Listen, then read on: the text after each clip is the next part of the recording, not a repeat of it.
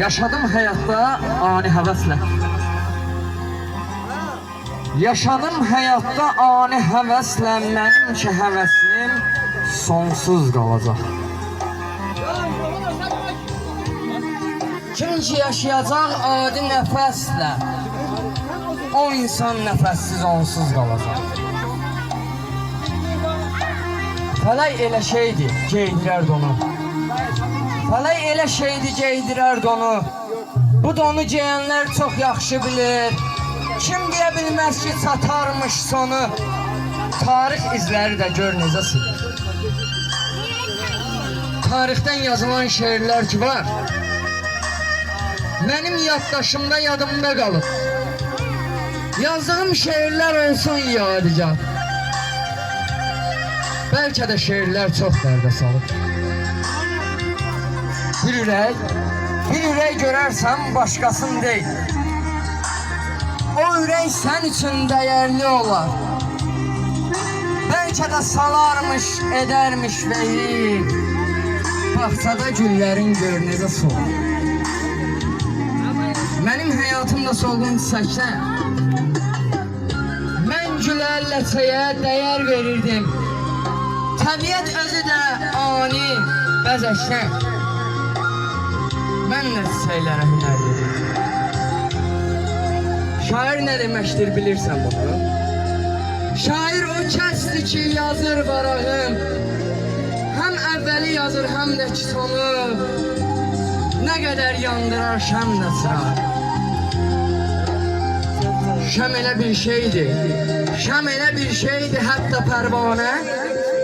Bilseydi yanardı gəlməzdi ona. Deməli pərvanə olub divanə.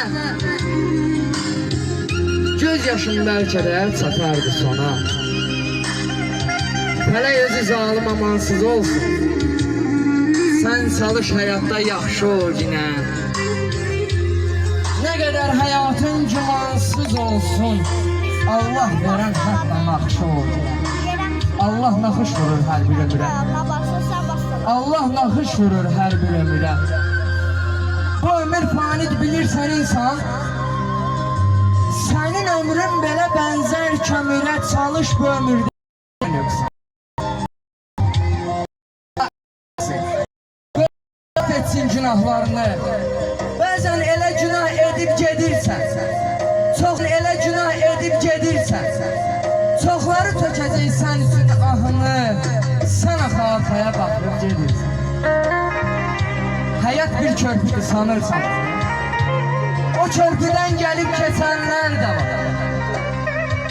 Körpünün qırıqkən olarkən sonu, o körpüdən keçib getməyən insan demək eləyirdi əməlli nöqsan.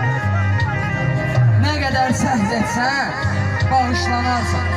Sən tək Allaha panah eyləsən, panah eylədikcə alqışlanarsan, bir də bağışlamaz günah eyləsən.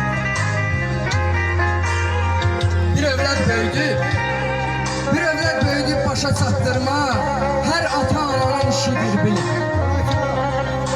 Onu sonsuzundan yaşa çatdırma, qoyun pislikləri həyatdan sil. Övlad elə şeydir, qədir biləndir. Çox heyf nankörsə bilməz qədrini. Çox olub zamanda əyib gedənlər. Əyərmiş insanın Allah qədir. Allaha güvənib bağlanan insan, Allaha güvənib bağlanan insan heç zaman heç yerdə əylən deyil. Bir kərə bir yolda aldanan insan o yolu bir daha heç gedər. Sən elə çalış ki, sən elə sarılış ki, həyat xoş olsun. Düzdür, xoşbəxtlikdən uzaq durarsan. Mən sənə demirəm həyat xoş olsun. Boş olan həyatdan uzaq durarsan. Boş olan həyatdan uzaq durarsan. Bir də qəşəng